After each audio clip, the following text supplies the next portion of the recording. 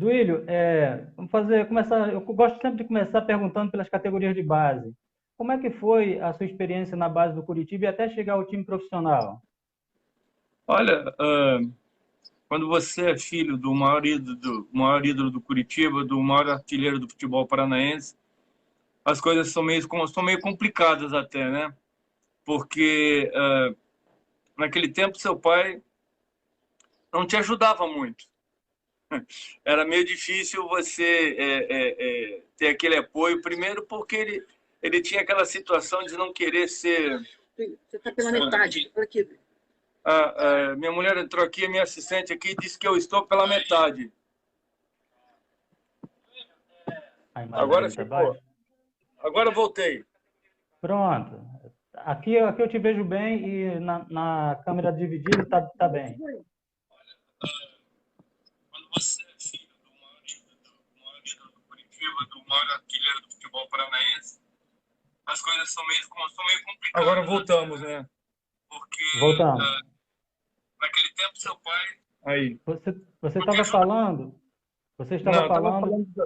tava falando do meu velho, porque naquela época tinha uma coisa assim, tipo, não use meu nome para se favorecer. E o futebol, naquela época era assim, e ele tinha as convicções dele. Então eu nunca teve essa situação. Então quando eu fui fazer o primeiro teste na, na, no Curitiba, né, que fazia um teste para dente de leite, essas coisas todas, aí eu falei assim, gente, é uma coisa muito difícil você, você chegar lá e eu fui tentar de centroavante. E Nada a ver com aí zagueiro, né? nada, nem pensava em ser zagueiro na minha vida. Cara, você ser zagueiro naquela época era muito complicado. O negócio era fazer gol. E meu pai fazia gol. E eu, né, filho de artilheiro, o que que você quer? Você quer fazer gol. E aí fui treinar, eu já era grande para a idade de 13 anos, né, que era o dente de leite, já era grande. E, cara, sinceramente, o treinador virou para mim e falou assim: menino, vem cá, sabe rebater bola? E me colocou para trás, meu querido. Comecei a rebater bola, comecei a cabecear, comecei a dominar, sair jogando, comecei a acertar o gol lá de trás, coisa que eu não fazia lá na frente. Aí depois de uns 15, 20 minutos de treino, ele me chama e fala para mim assim, fala para mim assim, fala para mim assim, aqui tem um papel aqui, a primeira coisa que eu ia falar para você era o seguinte: você pega esse papel, leva para o teu pai, manda ele assinar e tudo, e me traz duas fotografias que você vai jogar no Dente de Leite do Curitiba. E aí, a partir daí, a coisa andou, a coisa foi, e deu no que deu. Só que quando eu falei para ele que eu ia jogar no Dente de Leite, ele de zagueiro, ele falou assim: bem feito para você, porque jogar de zagueiro não era fácil, e até hoje não é fácil. E hoje tá, quer dizer, eu penso que hoje está mais fácil. Hoje os zagueiros de hoje colocam a responsabilidade para o goleiro, para o volante, marcam um pouco, cabeceiam mal, se posicionam horrivelmente, e aí todo mundo fica procurando um grande zagueiro e nós hoje não fabricamos grandes zagueiros, Mais principalmente à na base. frente, verdade, mais à frente tem uma pergunta que é exatamente sobre esse tema. Aí você lá no Curitiba, você sobe profissional, você é tricampeão paranaense, e aí você passa pela Portuguesa e vem ser campeão da Copa dos Campeões, né? Campeão dos Campeões em 82 pelo América. O América naquela época tinha um timaço, né? Como é que foi essa passagem pelo América com jogadores como Eloy, Arthurzinho, Gilson Gênio, muitas feras? Como é que foi a sua passagem pelo América e ter sido campeão daquele torneio tão importante? Olha, naquela época o América era o América. Você vê, Verdade. olha os tempos, olha como mudaram. 82 para cá, 30 e poucos anos, olha como mudou a estrutura de um clube. Olha como o que uma má gestão de um clube ou de qualquer situação, de qualquer empresa faz com a empresa, faz com o clube. E o América montou essa equipe e eu jogava na Portuguesa na época, fui convidado para vir para o Rio de Janeiro jogar no América e viemos oito jogadores ou 9 jogadores, nós ficávamos hospedados num hotel no centro do Rio de Janeiro, a Kombi nos levava, nos trazia, nos De levava, nos Kombi, né? trazia. De Aham. Kombi, né? A velha Kombi, que hoje nem existe mais a Kombi, Ho- acabaram de... Hoje vão de helicóptero, né? Os jogadores, Hoje é grandes jogadores. helicóptero, hoje você busca um Uber, você... Pois os tempos são outros, né? E aí buscava a gente, aí de vez em quando a gente saía do treino, né? Porque às vezes eram dois períodos, né? Era um full time, como se diz, era um full time, e aí a gente almoçava, não almoçava no hotel, porque no hotel você tinha que pedir a comida às 11 horas da manhã para almoçar uma, então a gente já sabia disso. Quando acabava o treino à tarde, às 5, você pedia já o jantar para poder sair, pedir às 6 para poder jantar às 8. Então a gente começou, só que deixavam a gente lá na Tijuca, a gente passeava pelo Rio. Então, olha, foi uma equipe muito bem montada. Era o Chiquinho na lateral direito, o goleiro era o Gasperim, o lateral esquerdo, o nosso saudoso Ayrton, né, que já nos...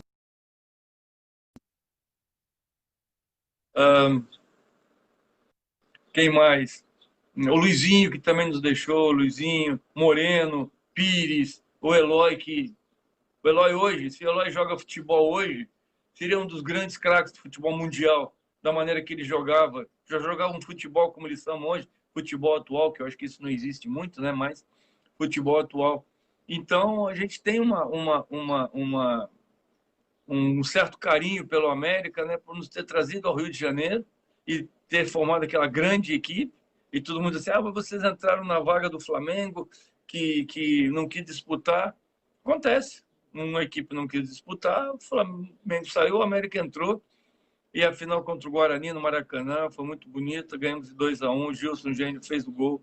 E era uma equipe muito unida, tanto dentro do campo quanto fora do campo. Eu tenho um carinho especial pelo América e, na verdade, o América é o segundo time do torcedor carioca, né? A maioria torce lá, Fluminense, Vasco, Flamengo, Botafogo, mas o América é o time do coração, aquele segundo time. E é uma pena a gente ver a situação do América há tanto tempo, segunda divisão, vendeu sede, como você falou, talvez devido à má administração. Mas é uma pena porque realmente o América... Eu tenho um colega que fica sempre postando no Facebook, o América de 78, 79, 80, rapaz, era sensacional. Jogava contra São Paulo, Grêmio, Flamengo, Fluminense de igual para igual. Não era, o América hoje, quem não conhece a história, o pessoal mais jovem, pensa, o América é um time da segunda divisão do Rio de Janeiro. Não, o América é muito grande, tem uma história linda. Realmente dá pena de ver a situação atual. Vamos seguindo aqui. Aí você chega ao Fluminense e é nada mais, nada menos do que o capitão daquele time que conquistou o Campeonato Brasileiro de 84. E aí, essa passagem no Fluminense, como é que foi? Como é que ser ídolo de um time tão grande como o Fluminense? Olha, eu tinha acertado um contrato com a América, estava tudo certo, viajei, fui de férias. Quando voltei, o contrato já não era mais aquele, a proposta já não era mais aquela. Aí nós tivemos um desentendimento, porque eu não tinha nem procurador, não tinha empresário, era eu que decidia tudo. E resultado, me desentendi com a diretoria, falei que não queria mais ficar. E surgiu o convite, eu estou saindo da sala, toco o telefone no América. Era o Roberto Seabra, que tinha trabalhado lá, perguntando se eu ainda estava lá, me passaram o telefone, perguntando se eu queria ir vir Fluminense. Aí eu falei, tô indo agora. Tô indo agora. Eu falei, eu já sei o que aconteceu, eu já sei que eles iam fazer isso contigo, então tô te trazendo, porque eu tô precisando aqui. O Edinho tinha saído na época, eu tô precisando de você aqui. Aí eu fui. Simplesmente sem querer sair do América, mas ainda alguns torcedores ainda até hoje ainda dizem assim, pô, você nos deixou. Eu falei, não, é o contrário. Foi a América que me deixou. Porque nós tínhamos um time muito bom, um time muito forte, um time que ia continuar dando muitas alegrias ao América, mas quando você vai para o Fluminense, é outro mundo, é outra vida, é outra história, é um dos maiores clubes do futebol brasileiro, sabe? Não tem como explicar o que é Fluminense. Fluminense, as pessoas, você torce para o Fluminense? Eu falei, não, eu gosto do Fluminense. Fluminense é minha segunda pele, não adianta. Tanto é que hoje eu trabalho na base do Fluminense, no Sub-17, sou supervisor técnico, Continuo sendo treinador, mas sou supervisor técnico, estou exercendo essa função hoje. Sabe, chegar lá e começar a jogar pelo Fluminense é uma responsabilidade muito grande. Você tem que jogar para ganhar, todos os resultados é vitória. Não adianta, você joga num clube grande, você tem que entrar em campo para ganhar contra qualquer um. As derrotas acontecem, mas você tem que entrar para jogar. E o futebol naquela época era um futebol mais objetivo, era um futebol mais vertical, como falam hoje. Nós recebíamos a bola, era um futebol mais jogado, não tinha tanta participação do goleiro na época. O goleiro agarrava a bola com a mão e tinha 3 segundos para botar a bola no pé da gente e você não podia mais atrasar para o goleiro. Então você era obrigado a jogar. Você era obrigado a jogar, você jogava e jogava para frente. O primeiro olhar teu é para frente. Hoje, infelizmente, os nossos grandes craques, o primeiro olhar é para trás e para o goleiro dar o chutão. Aí todo mundo diz assim, mas é o futebol moderno. Não, não é o futebol moderno. É um futebol feio, um futebol chato. E aquele futebol era muito bonito. O Fluminense jogava um futebol muito alegre, muito para frente, dentro da determinação dos treinadores. E foi o que aconteceu. Você acaba por ser você, acaba sendo capitão de uma equipe vencedora, de um clube vencedor, como é o Fluminense. E hoje estamos trabalhando nesse clube, esperando fazer o melhor para que lá na frente a gente consiga revelar alguns jogadores que possam dar muitas alegrias ao Fluminense, como nós demos, apesar de não termos sido da base. Isso. Mais à frente a gente também vai falar aí do teu trabalho na base, inclusive de revelar jogadores. No Fluminense também era um timaço. Você jogou no América, que a gente acabou de falar, e no Fluminense, Paulo Vitor, Assis Washington. Fala aí desses seus companheiros. O próprio Ricardo que fazia dupla de zaga com você, Branco, timaço, né? Foi uma equipe que foi formada, nós tivemos um primeiro semestre de um campeonato brasileiro horrível. E o Fluminense, já como hoje, antigamente também tinha problemas financeiros. E aí tivemos que fazer um Luar do Sertão, foram 10 jogos em 20 dias, se viajava, jogava, para ver se a gente recebia o mês, né, que estava em atraso, um dos meses que estava em atraso. E aí o treinador na época era o Cláudio Garcia, e o Cláudio Garcia reuniu o grupo e falou assim, é isso que vocês querem para a vida de...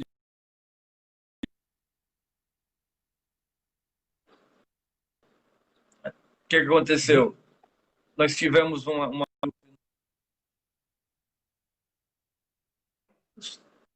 fomos fazer uma intertemporada, chamada agora, né, intertemporada, que é entre um campeonato e outro. E aí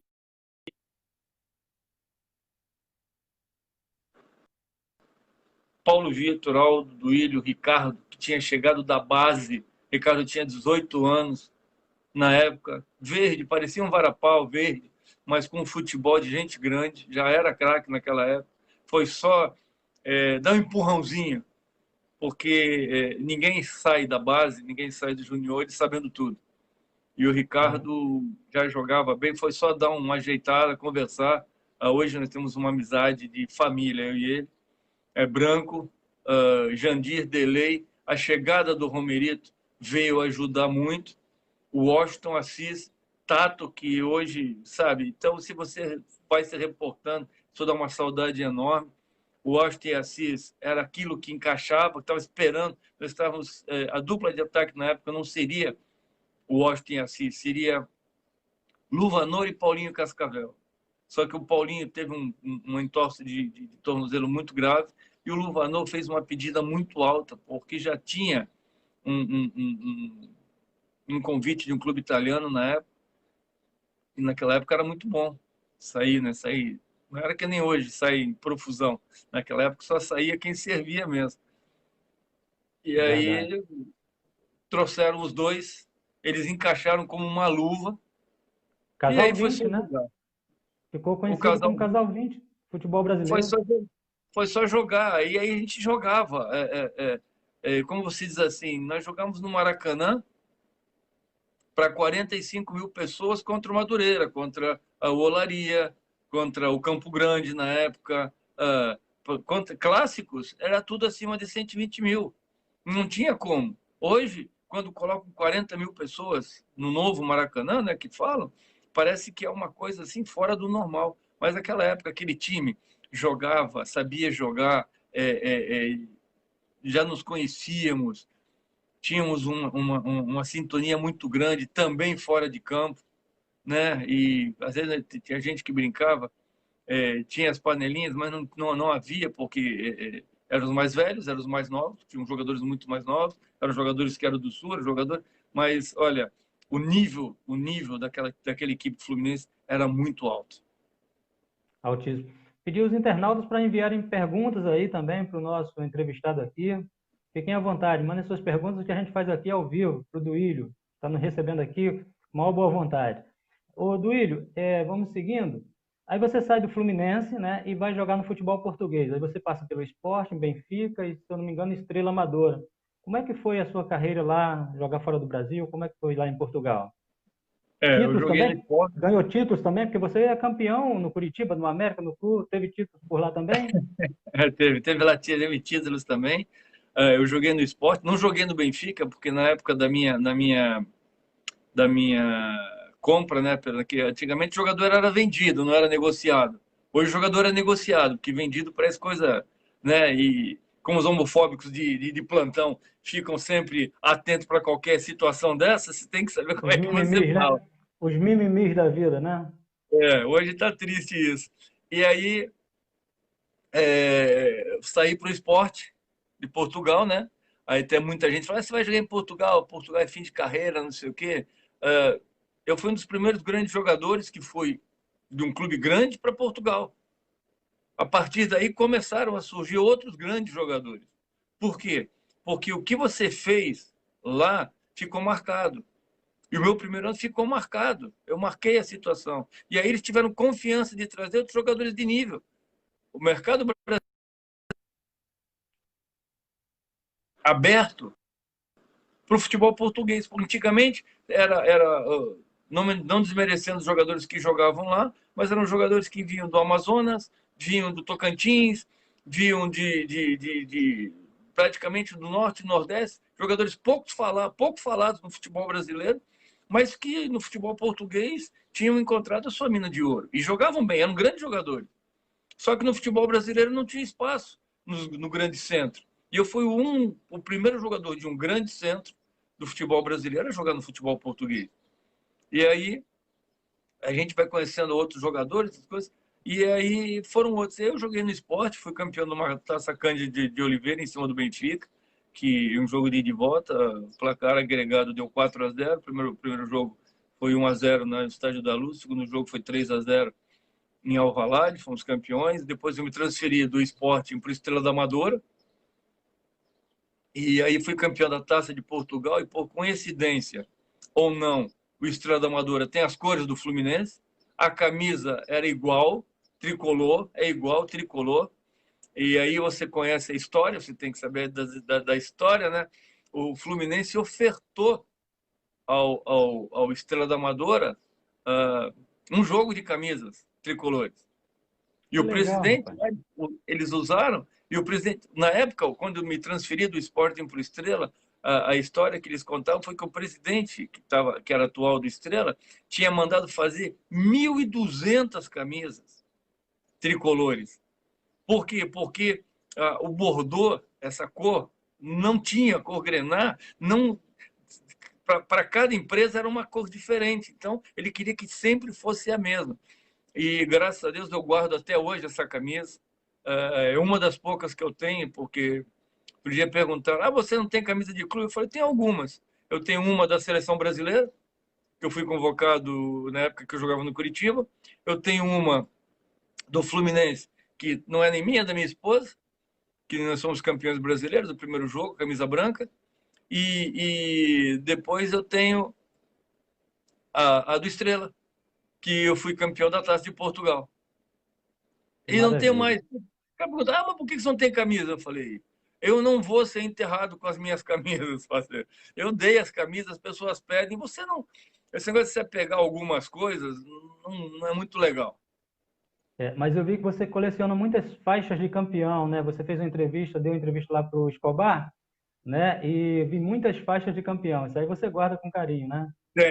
Tenho. As faixas eu tenho, graças a Deus, de todos os títulos, porque na época que a revista Placar foi na casa do meu pai, foi fazer uma entrevista comigo e com ele, né? Porque eu era zagueiro, ele era centroavante e eu tinha sido campeão pelo Curitiba, ex-campeão, né? E era garoto, estava iniciando.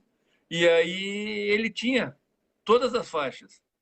Então ele está de braços abertos, com as faixas todas estendidas, e eu só com uma faixa no peito, né? Eu ainda brinquei, eu vou ganhar mais faixas que você ainda. E ficou aquela brincadeira tudo, e eu guardo com muito carinho essas recordações, essas faixas, e dá saudades às vezes que eu pego, porque a gente é campeão no Curitiba, você é campeão no América, você é campeão no Fluminense, e hoje parece que as faixas caíram em desuso.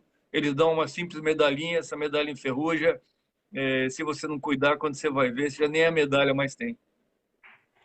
Verdade. Você falou de camisa. Eu sou flamenguista, mas eu acho que a camisa mais bonita do futebol brasileiro é a do tricolor, a do Fluminense. Eu acho linda. Inclusive, eu posto isso lá no Face às vezes, aí uns outros rubro-negros Aqui, falam, pô, você é vou te dar flamenguista? uma palhinha aqui, ó. Olha aí do Aqui, que a ó. gente falou. A patroa É, acabou de me dar aqui, a minha esposa acabou de me dar aqui, tem umas aqui, ó. Isso aqui é Fluminense, América, campeão brasileiro. Aí, ó. As camisas, quer dizer, as coisas que a gente tem, poucas, mas a gente guarda com muito carinho. eu vi, maravilha, maravilha. A gente tem aí E as aqui, ó. pessoas, Isso aqui não existe mais, hein? ainda era tri, CBD, né? ainda CBD, era tri, ó. três estrelas, né? Aí, ó. A banquinha do Fluminense. A do Estrela, ó, igualzinho do Fluminense, a do Estrela da Amadora. Verdade, verdade. Então, como é que a gente fala? Essas recordações que hoje nós temos no futebol, que nós guardamos. Muitas vezes, por exemplo, eu tenho álbuns, muitos álbuns de futebol, de recortes, que a minha esposa foi fazendo. E às vezes a gente pega, eu pego e fico olhando aqueles jogos e você diz assim, acho que você era jogador de verdade. Acho não, isso aí a gente tem certeza. Era É, diferente. o Duílio, tá certo. O pessoal está nos acompanhando aqui, vão mandar perguntas. E tem aqui o Luiz Tadeu, ele fala grande ídolo, formado no meu Coritiba. É isso aí. Tem o Nelson Dantas, que está lá no Rio Grande do Norte, falou que está mandando um abraço, está nos assistindo aqui. Deixa eu Um só grande falar um para ele. minutinho aqui. Só falar aqui um minutinho. Duílio, vamos com mais uma pergunta. Você formou duplas de zaga com grandes jogadores, com grandes craques. Você jogou sempre em alto nível. Quais foram os jogadores? Eu sei que às vezes eu vou falar de um, os outros vão ficar com ciúme, tem isso, né? Mas quais foram os principais zagueiros, grandes zagueiros, que você se entrosou melhor? Que você acha, não, aquele ali era fechamento e a gente formava uma dupla que não tinha para ninguém. Olha, o melhor de todos mesmo foi o Ricardo Gomes, que na época que ele subiu, ele não era Gomes, era só Ricardo. Ricardo. Então, hoje a gente continua conhecendo, não tem esse negócio de Ricardo Gomes, só Ricardo. Inclusive, ele é padrinho do meu filho mais velho. Você vê a amizade. Então, essa aí foi uma amizade que foi feita, essa aí é uma parceria dentro e fora de campo. E Maravilha. depois do Ricardo, joguei com grandes jogadores aqui no Brasil. Por exemplo, no Curitiba eu tive o Gardel, no América eu tive o Heraldo, depois o Zé Dilson. Na Portuguesa, grande amigo, falecido Daniel Gonzalez, que depois veio para o Vasco, grande jogador. E no próprio Curitiba, antes, quando eu iniciei jogando, foi com um grande jogador de futebol brasileiro chamado Oberdan, que ele já estava com 36 para 37 anos. E ele, um dia, nós jogamos junto, acabou, ele me deu um abraço, eu não entendi nada. Aí eu falei, o que que houve? Ele falou assim, eu tive o prazer de jogar com o teu pai também. Eu Que estava maravilha. iniciando, eu estava iniciando com 17 anos e joguei com o seu pai. Eu falei, é muita coisa, você sabe, e por isso que eu digo, sou de uma época em que eram grandes jogadores que jogavam ao seu lado, a mentalidade era outra, e eu acredito que eram muito mais profissionais, apesar de serem chamados de jogadores de futebol, hoje são chamados de atletas profissionais, eram mais profissionais do que os atletas profissionais de hoje. Tá certo. O Dário Batalha diz aqui que você com o Ricardo era uma dupla sensacional, e realmente era. realmente marcaram época aí no futebol brasileiro e no Fluminense, principalmente. Vou dar andamento aqui para a gente fazer mais umas perguntas. É, e até essa que você falou aí da seleção está bem relacionada com o que ia te perguntar, vou te perguntar. Você jogou em altíssimo nível, tanto que você foi campeão, Fluminense, América, Coritiba, mas na época que você estava no auge da sua carreira, o Brasil tinha muitos grandes zagueiros. E você não teve muitas oportunidades na seleção brasileira. Você até foi convocado, como você falou, eu pesquisei um pouquinho, mas você não ter, de repente, disputado uma Copa do Mundo, ter tido mais oportunidades com a camisa da seleção, Luiz? Olha, na época teve várias situações, várias pré-convocações, mas é uma coisa que quando se mete no futebol e nunca dá certo, chama-se política. E aí eu fui eleito melhor em 83, fui eleito melhor zagueiro do futebol brasileiro. E aí, por política, chamaram outro jogador. Então, você sempre tinha alguma coisa, quando tinha seleção, tinha alguma coisa que era a desculpa mas preciso convocar de outro estado, preciso convocar não sei o quê, preciso convocar. E talvez se eu tivesse mudado um pouquinho a minha maneira de ser, vistas, ter falado um pouco mais, ter apelado um pouco mais, e talvez não ter aceitado tanto essas situações, porque essa pergunta que você fez, muita gente também na época me perguntava, mas, poxa, você não sente? Não, eu falei, o que eu posso fazer? Escolha do treinador. Não, eu devia ter dito mesmo assim, não, não, fui injustiçado, o cara não sabe nada. Se você fosse um jogador polêmico, talvez, na época, talvez você fosse até convocado. Mas eu sempre fui um cara muito tranquilo, muito na minha, um cara que respeitei sempre a opinião de todos e de todos. Jesus não agradou todo mundo, você também não vai agradar todo mundo, vai ter sempre alguém que vai não gostar daquilo que você faz, mas depois que te conhecem, diz assim, poxa, você é diferente mesmo, você merecia uma grande chance, você podia ter. Até que teve um treinador que um dia falou para mim, falou, poxa, eu devia ter te convocado mesmo, eu cometi o maior erro. Falei, mas agora já não pode mais, agora eu já estou com 63 anos e você não é treinador de seleção. Às vezes são as oportunidades, né, que as pessoas não dão e se arrependem. Você não recebeu as oportunidades. Como você falou, o treinador ele se arrependeu de não ter convocado. Quem perdeu, infelizmente, foi a seleção brasileira. Pode Com ter certeza. certeza. Quem perdeu foi a seleção brasileira. Meu amigo, você falou que seu pai, lógico, você tinha um ídolo dentro de casa, né? Seu pai era atacante e você queria jogar de atacante, depois você foi meio que convencido a jogar de zagueiro, deu muito certo.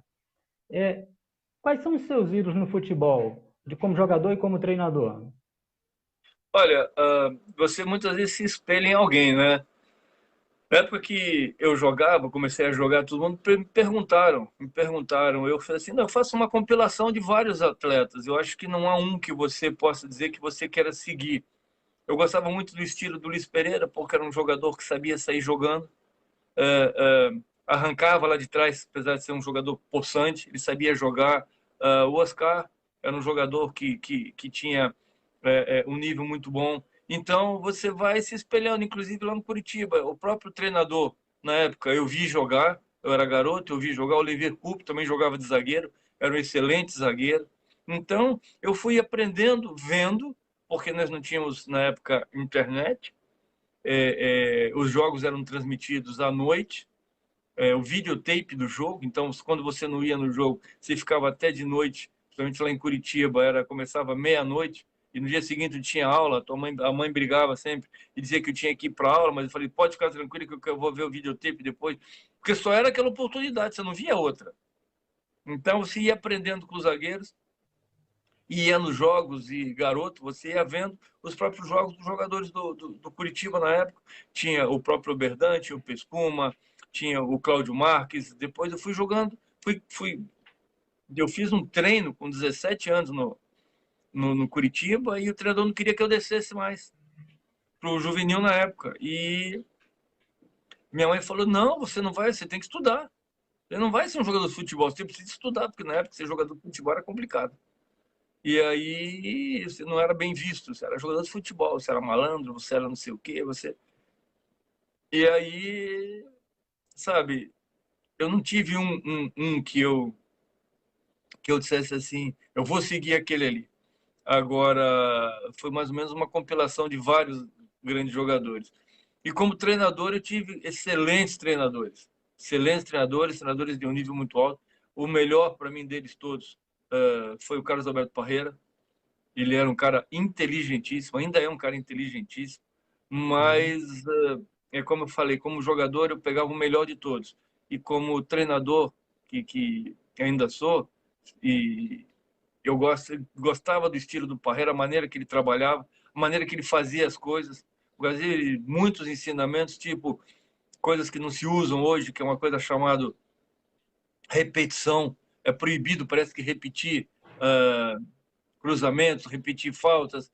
Hoje tem tudo um aparato que a perna vai cansar. Naquela época, eu não entendia muito, eu ainda estou mesmo como treinador, eu ainda fico assim, a perna de quem vai cansar? O jogador está ali para isso. Se ele não se cuidar fora de campo, ele não joga. Parte física hoje é muito importante. Ah, mas naquela época era diferente. Não, naquela época não era diferente, não. A parte física daquela época era tão importante quanto a parte técnica. Só que a diferença hoje que eu faço é a seguinte: você tinha a parte física e tinha a parte técnica. Hoje, no futebol de hoje, ou você tem a parte física ou você tem a parte técnica. Unir os dois está muito difícil. Enquanto você E com muito, consegue e, unir dois, as duas coisas num só, você tem o grande craque. e hoje tem muito mais recurso, né? Recurso tecnológico que ajuda, né? Hoje tem muito mais. Nossa, hoje você acaba um jogo, você acaba de ver um jogo, por exemplo, ontem nós vimos um grande jogo de futebol. Acabou o jogo, não vou nem falar o resultado, mas acabou o jogo, tinha um scout na televisão. E você Sim. olha o scout.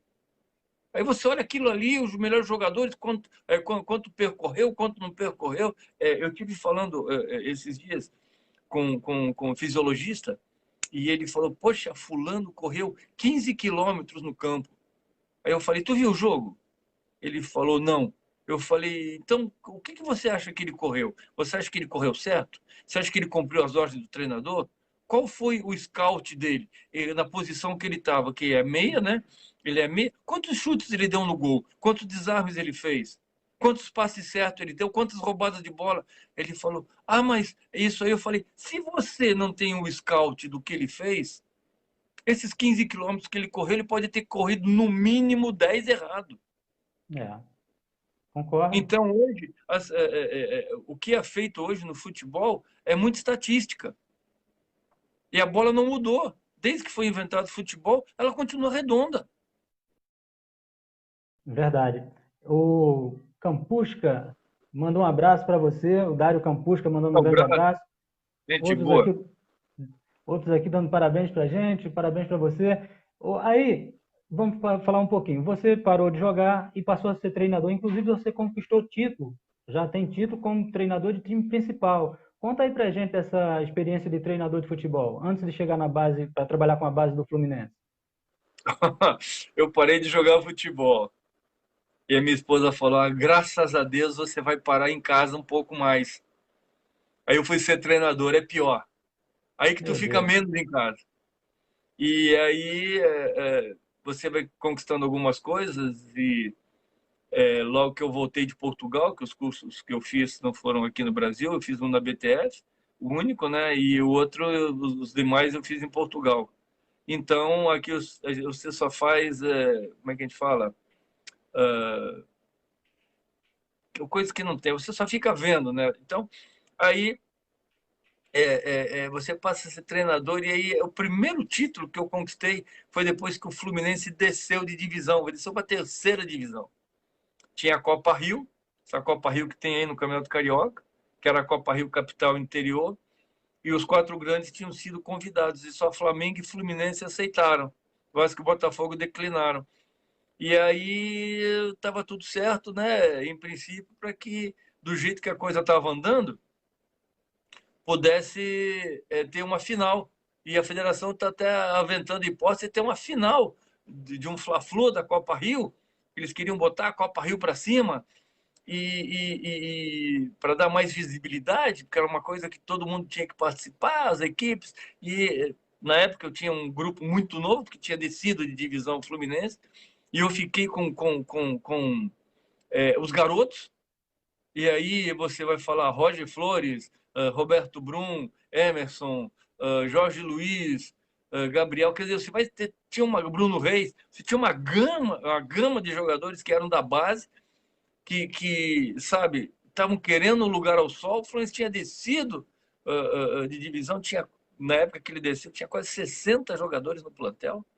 Era uma coisa estúpida, não tinha. Como é que vai treinar 60? Eu fiquei com uma parte daquilo, porque ninguém queria pegar esses meninos. E aí nós somos. E depois, quando vai começar a Copa Rio, aí me avisam assim: você só pode contar com jogadores que são do Fluminense.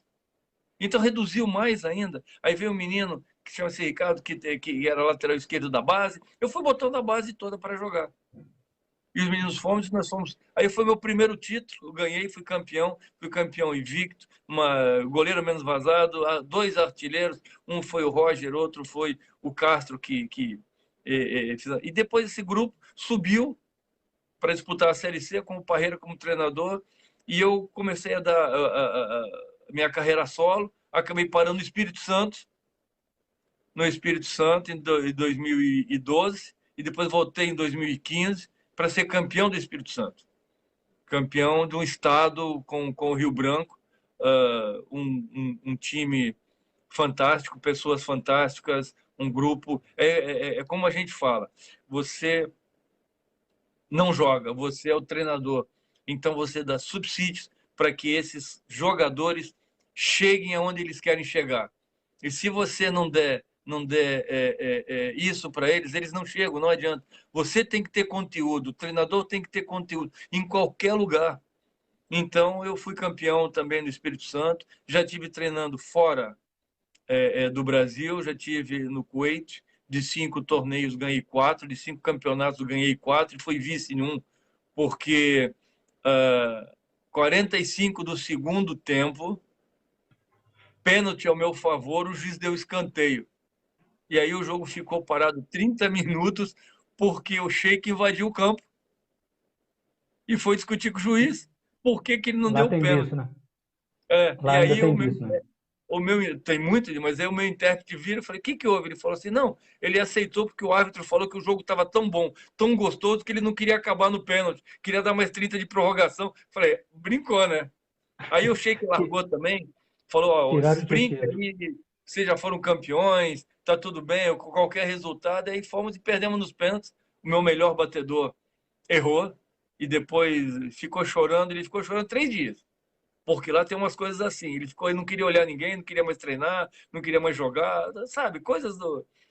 E aí eu fui galgando essa situação. Eu tive o prazer de, quando o Fluminense tinha decisão que o Parreira assumiu para a terceira divisão, eu ser auxiliar dele. Você vai aprendendo também. Você, quando faz curso, fazer curso de treinador é uma coisa, você está à beira do campo é outra. Você saber falar com o jogador quando você joga e é capitão é uma coisa. Você lidar com o jogador quando você é treinador é outra completamente diferente. Você trabalhar num clube que não paga, o jogador não recebe há 3 meses e você fazer com que o jogador ainda corra. O cara falou que isso não é para todo mundo, não é para todo mundo, é para gente que sabe, que já esteve lá dentro. Porque eu vivi essa história, você ser jogador e estar com salário atrasado, estar com problema dentro de casa, porque, claro, a esposa e o salário, ela cobra. E Sim. como ela cobrava de mim, porque muitas vezes nos clubes onde eu passei sempre fui capitão, e tanto é que no Estrela da Amadora, quando eu ganhei a taça de Portugal, eu fui um brasileiro que levantou a taça no Jamor, no estádio principal lá de Lisboa, onde é feito esses jogos, o final da taça. Então, isso era uma honra, receber a taça do primeiro-ministro, do presidente do país ao teu lado ali, pessoas simples, normais, que te abraçaram, batendo nas tuas costas, vai comemorar com o teu time. E eu recebi uma mensagem de torcedores do Estrela até hoje. Vem um grupo aí, eles vêm aqui para o Rio de Janeiro, querem marcar um encontro, querem trazer uma camisa para mim, querem trazer Reconhecimento, né? para o Muito Fluminense, querem legal. marcar um encontro com o presidente, sabe? Então, você como treinador hoje, você não tem que ser somente treinador. Você é um gerenciador de personalidades múltiplas e tem que colocar tudo isso dentro de um pote e fazer com que todas essas cabeças pensem da mesma situação. Quando isso não ocorre, quando uma pula fora do pote, dá errado. Tá certo. Duílio, você está na base do Fluminense e a base do Fluminense revela sempre bons jogadores. Ultimamente tem revelado muitos jogadores que atuam no meio ou no ataque. Excelente. Temos aí o João Pedro, Marcos Paulo, Evanilson, posso citar vários. O futebol brasileiro tem revelado bons jogadores, mas do meio para o ataque. E uma carência muito grande, que já tem um tempo, de laterais e bons zagueiros. Como é que você explica isso aí, essa situação?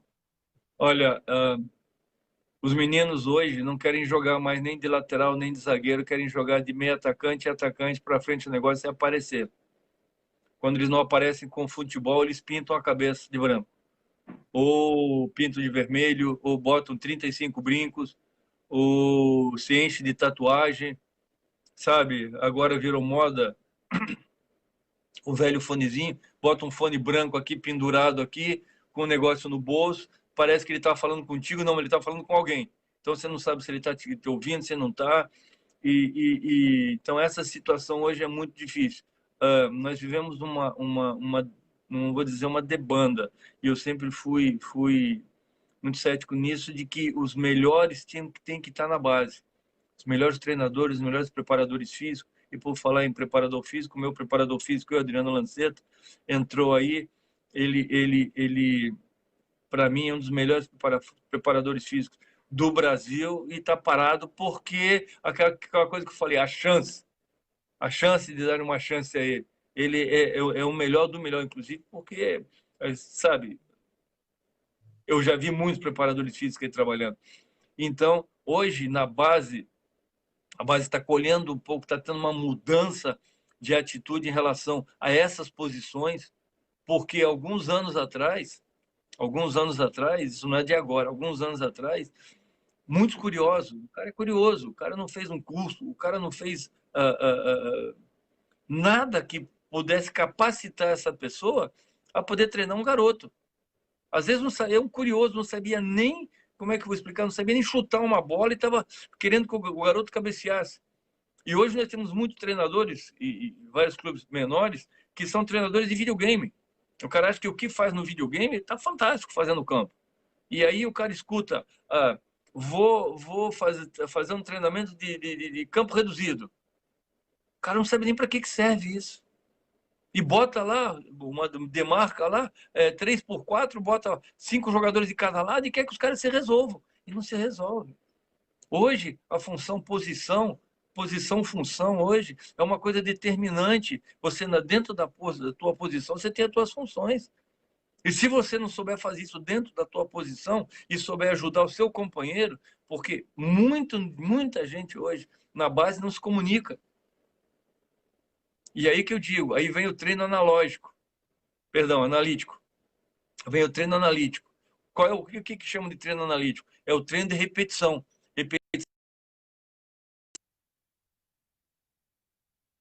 Quer dizer, muita coisa, muita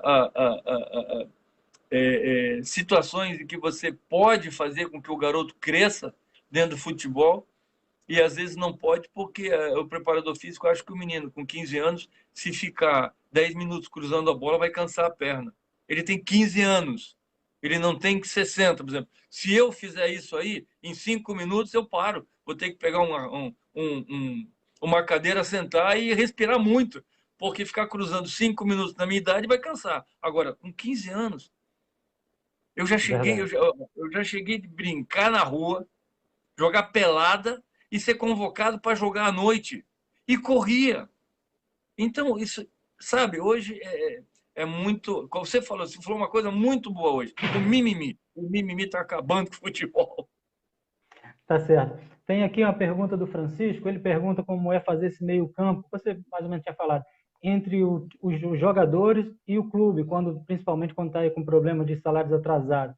E aí eu já emendo. E essa enxurrada de treinadores estrangeiros no futebol brasileiro, você acha que isso é bom ou é ruim? Olha, você fazer o meio de campo é muito complicado, porque quando você não viveu, você não sabe o que falar, você não sabe o que fazer, você não sabe o que dizer para o atleta. Aí o atleta não quer treinar. Aí você tem que convencer o atleta que você já não está recebendo, você não vai treinar.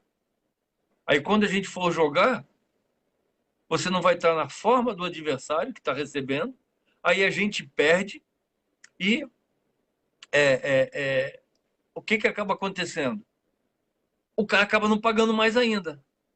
E aí, o que o cara diz para você? Ó, vai procurar os seus direitos lá, tá aqui, tá rescindido o contrato, vai procurar o seu direito. E aí você tá com 3, 4 meses de salário atrasado e só vai receber esse salário, mas vai receber corrigido daqui 10 anos. Gente, Na justiça, né?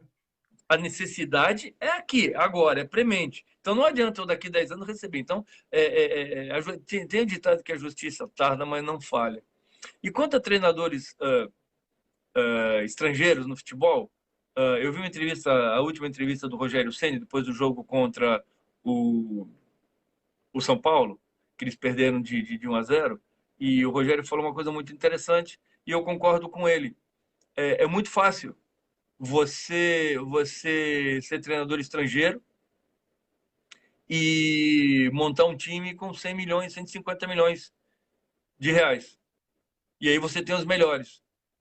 Ele falou que eu queria ver um treinador estrangeiro chegar aqui e fazer um time jogar, ser campeão brasileiro com 2 milhões de reais. É muito diferente. O nível do jogador é muito diferente. E isso Mas não é por só no que, Brasil. Isso é fora. O Jesus, tudo bem, o Jesus veio. No início ele olhou, eu quero fulano, quero ciclano, quero Beltrano, quero Eutrano. O Flamengo, pum, deu a ele.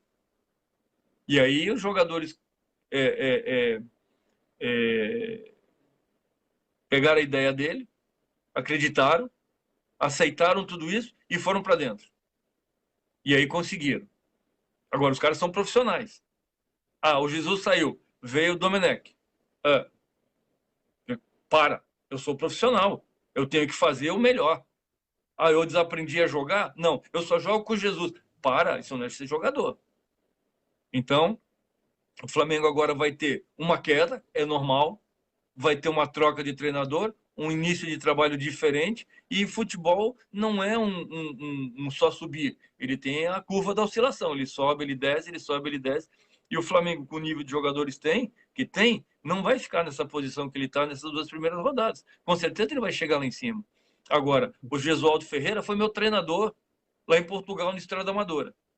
É um cara inteligentíssimo, trabalhador, sério, honesto, e não deu certo no Santos.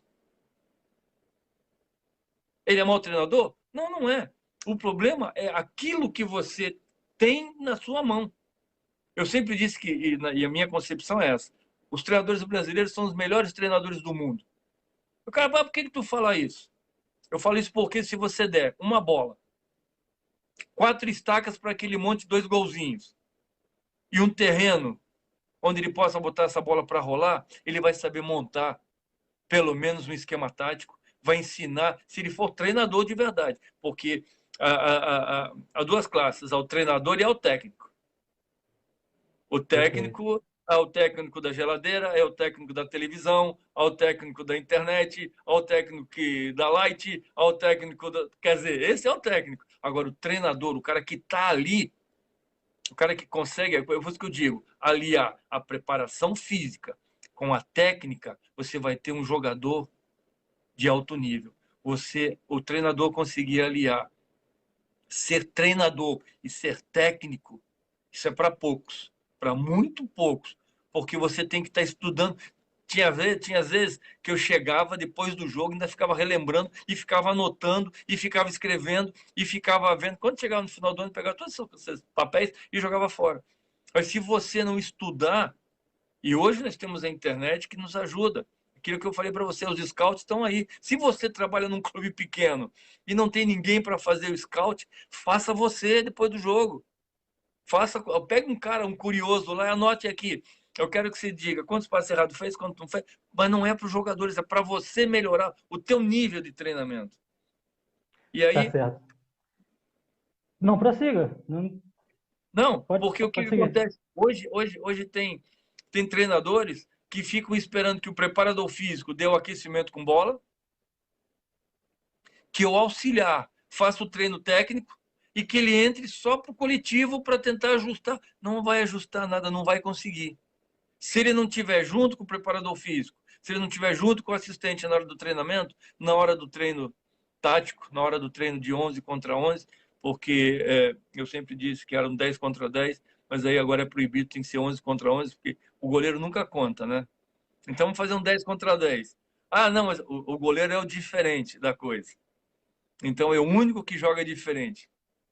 Verdade. E aí, cara, sabe, você fica olhando e diz assim, aquele não serve para aquela posição. Aí você chama o menino ou o jogador que estava jogando ali, vem cá, filho, será que você jogasse aqui, você não ficaria melhor? Aí você convence a ele mudar de posição, e aí ele vê que aquela posição é melhor, dá certo, aí ele te agradece, aí a carreira vai. Por exemplo, eu estava no último clube que eu treinei, foi o Nacional de Muriaé. Tinha um menino lá, me foi oferecido, chamado Ronald, um segundo volante para meia. Sabia sair jogando, uma força, tudo. Hoje o menino está no Fortaleza. Aí um dia eu virei para ele e falei assim: falei, você vai fazer uma coisa muito simples para mim. Quando você receber a bola, levantar a cabeça e jogar para frente, você vai sair daqui e vai para outro clube. Não deu outra, ele Feeling, né? saiu dali. Ele O saiu dali, feeling, a sua percepção, muito foi para o importante. Sub-23 da Ponte Preta e agora está no Fortaleza. Então, garoto que passou pela mão da gente, que a gente sabe que contribuiu, nem que seja isso aqui, um pouquinho só, para que ele crescesse, já foi suficiente. Então, Maravilha. hoje, muitos jogadores se perdem no meio do caminho por causa daquilo que eu falei. É o cabelo que tem que ser branco, porque o astro brasileiro botou 3 carreiras de brinco aqui na orelha, ele também bota 3 carreiras de brinco. Aqui que ele botou uma tatuagem no pescoço, ele bota uma tatuagem no pescoço. Não sabe nem por que bota a tatuagem, mas porque o outro fez, ele faz. E essa personalidade hoje tem que ser tratada com o garoto, porque antigamente você era obrigado a estudar. Eu era obrigado a estudar. Minha mãe dizia assim para mim: se você não tirar a nota acima de 7,5, você não joga. Que ela sabia o que o meu pai tinha passado e o que ela tinha passado com o meu pai como jogador. Então eu tinha que ter nota acima de 7,5. Eu É estudava muito muito. importante. Hoje é uma briga, porque tem garotos com 16 anos, 17 anos que já sustentam suas famílias com o dinheiro que ganham, com o dinheiro que o empresário tem investido e com essa lei Pelé que com 16 anos você é obrigado a fazer um contrato profissional. Complicado, né? É difícil. Você falou de estudar, a gente tem que dar os créditos a quem merece. O Vasco tem um projeto muito bom, porque o Vasco bota os garotos da base todos para estudar. O Vasco tem uma escola lá no São Januário, né? Isso é muito, muito, muito Não, isso, interessante. O isso, Vasco, isso é interessantíssimo. O Fluminense obriga, as assistentes sociais do Fluminense são pessoas fantásticas, porque elas estão em contato com as diretoras dos colégios, porque todos os garotos que moram em Xerém são obrigados a estudar. São obrigados a estudar. Então, perfeito, aí a CBF, a grande CBF, né? A grande CBF marca um campeonato brasileiro com jogos sábado, quarta, sábado com viagens. Que quando é que um garoto desse com 17 anos vai estudar? verdade. Impossível. Mas, Duílio, deixa eu te perguntar. Tem uma pergunta aqui do Jonas das Dantas, na verdade, ele pergunta assim, a gente está falando dos garotos até de estudar. Os garotos saem muito cedo para os clubes lá do exterior. Você acha que isso é ruim? Como é que você analisa isso? Eu não gosto, eu sou contra. Eles nem performaram, e aí o garoto já é uma futura promessa. Essa futura promessa sai, vai para um clube do exterior e aí volta robotizado. Porque daí ele não consegue se performar como jogador de futebol. A personalidade dele começa a ser deixado um pouco de lado, porque ele tem que fazer lá fora, você tem que fazer aquilo que o treinador mandar. E o treinador manda você ficar naquela posição e você fica naquela posição. Não tem outra situação. Eu saí do Fluminense, fui jogar no Sport, demorei um mês para estrear, estreiei. Primeira coisa que o treinador falou para mim: não passe do meio de campo. Gente, eu achei aquilo tão estranho. Você era Mas um zagueiro goleador, né? eu Você gostava de chegava. sair do jogo. Tanto é que eu fui segurando aquilo. Aí teve um jogo, o Sport e Belenenses, né? Porque o Belenenses também era uma grande equipe de futebol português. E ficava um buraco no meio do campo ali. Aí teve uma bola, o dominou, não tinha ninguém para passar a bola, eles apertaram, eu saí, atravessei a linha do meio de campo, recebi essa bola, dominei, arranquei da intermediária já, estava meio longe, chutei, eu já chutava forte naquela época, chutei, a bola deu na trave, o treinador levanta, pensei, pronto, vai me substituir, né? Naquela época só saíam dois, né? Só substituíam dois. Aí ele falou, muito bom, continue a fazer isso, meu amigo. Eu falei, e a partir dali, quando ele disse continue a fazer isso, aí todo mundo ficou meio assim, e aí quando ele deu essa liberdade, aí eu comecei a arrancar, tanto é que no próprio esporte eu já fiz vários gols, no Estrada Amador. Outro dia eu estava conversando aqui em casa com meu filho, ainda falei para ele, falei, acho que teu pai deve ter feito entre 50 e 60 gols como zagueiro. Porque eu fazia muitos gols. Se eu for pegar todas as equipes que eu joguei e fiz gol, eu estou falando entre profissional, porque juvenil eu sempre bati pênalti, sempre bati falta, sempre fiz gol de cabeça, sempre fiz gol de arrancada. Então, eu acho que eu devo ter feito em 25 anos de carreira, né, de jogador, seis de base e o restante de profissional.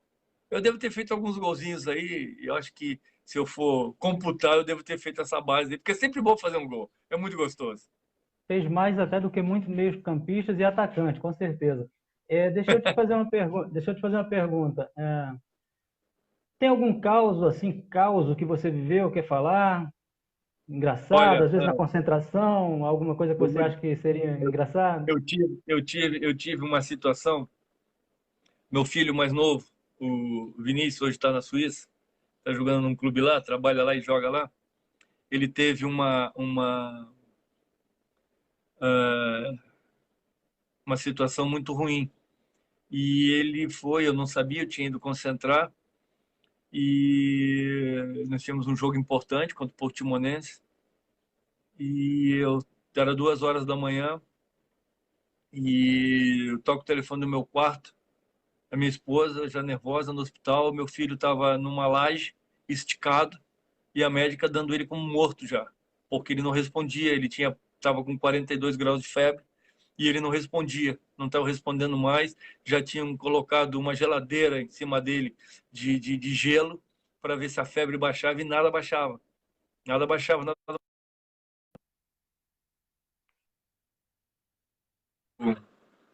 O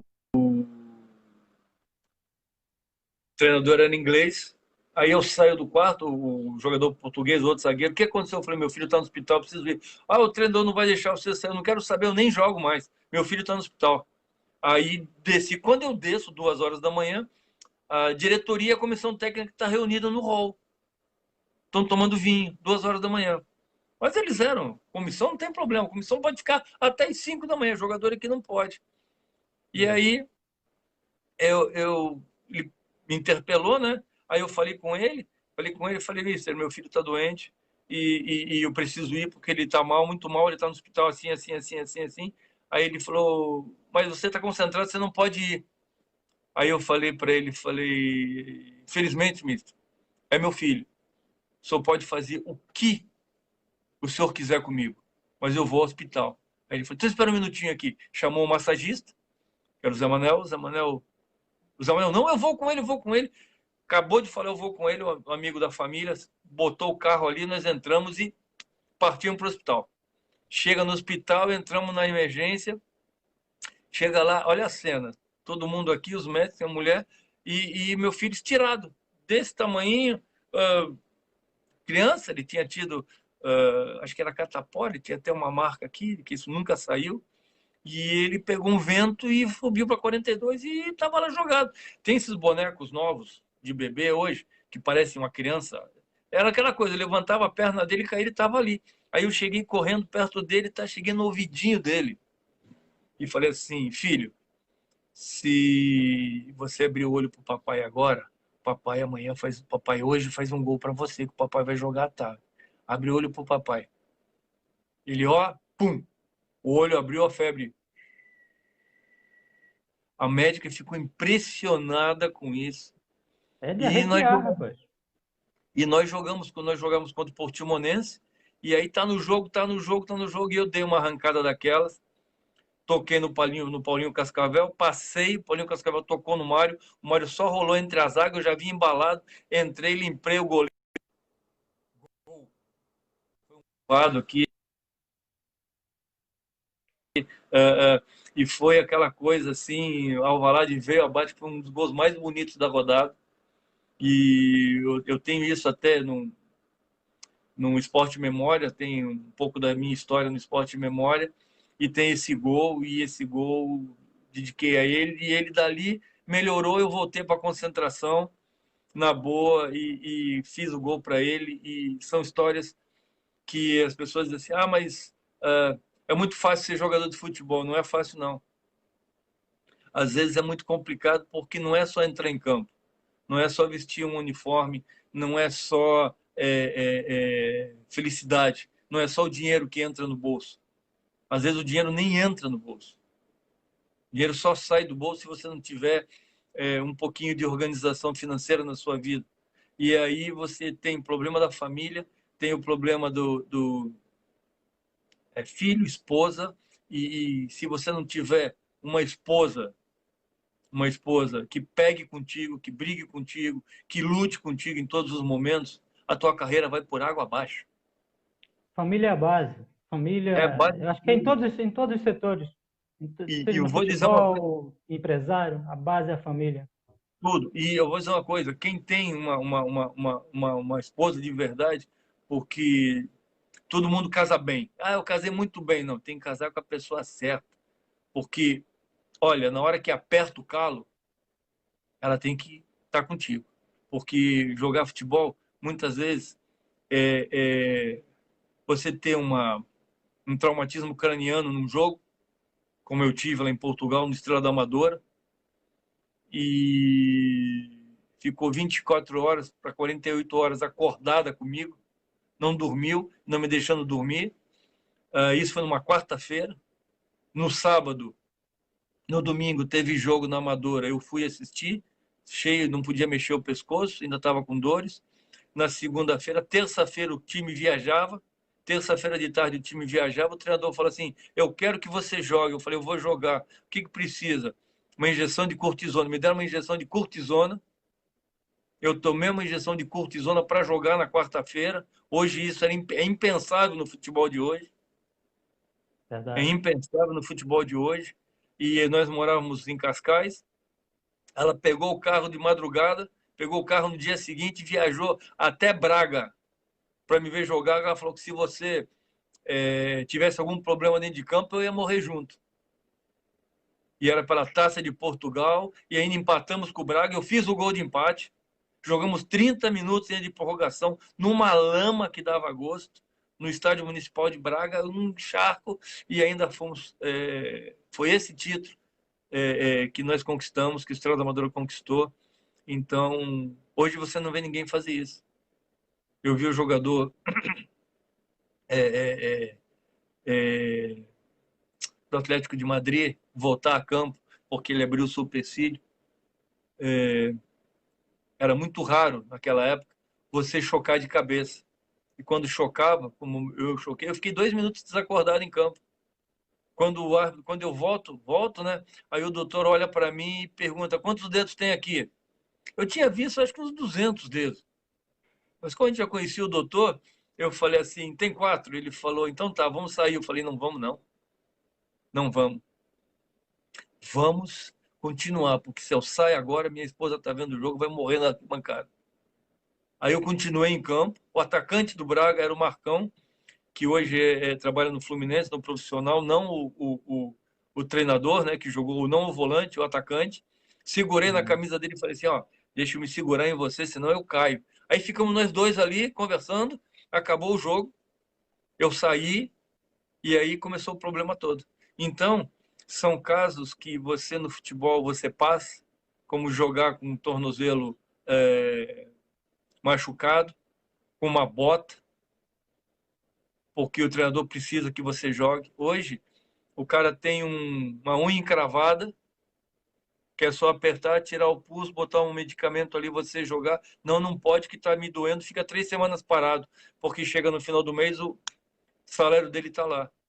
E depois, quando chega na hora de renovar, de ir embora, que todo mundo está cobrando, eu amo o clube, mas sacrifício hoje, poucos querem fazer. Poucos querem ser jogadores de futebol de verdade. Eles querem ser atletas profissionais. E o atleta profissional hoje não pode jogar com dor, não pode jogar com... Jogador que não tem dor hoje no futebol não é jogador de futebol. É aquilo que tu falou, o mimimi hoje, carro solto. Tá certo. Meu amigo, a gente já está se encaminhando aí para encerrar nossa live. Tem algum tema, um assunto que eu não perguntei que você queira falar? Fique à vontade, tá? Olha, meu querido, apenas te agradecer o convite. Foi muito boa essa conversa. É bom a gente, às vezes, falar daquilo que a gente viveu do passado, porque tem muitas pessoas que esquecem. Inclusive, nós brasileiros temos essa situação. A nossa memória é muito curta e nós damos muito valor àquilo que aparece hoje na televisão do que aquilo que nós vivemos antigamente. Você, quando passa dos 50, você já não sabe mais nada. Dos 60, então, você se torna velho. E teve um artigo que dos 60 a 80 é quando a tua cabeça está funcionando, está mais ativa do que nunca. Então, acho que é por isso que alguém diz que essa é a melhor idade. Porque os grandes empresários, os grandes tudo hoje, tem mais de 60. E aí nós temos muitos colegas nossos da imprensa, e teve no jogo do Leipzig contra o Atlético de Madrid, a grande pérola que esse treinador do Leipzig com 33 anos é o treinador do futuro. Aí eu falei, Jesus, o futebol está acabando mesmo, porque se o Simeone mudasse um pouquinho de atitude e assumisse que ele era o favorito, que o Atlético de Madrid é superior ao Leipzig, tinha ganho o jogo. Mas isso vai de treinador para treinador, isso vai de pessoa para pessoa. Então eu quero te agradecer esse momento, essa conversa. Foi muito bom para a gente conhecer pessoalmente.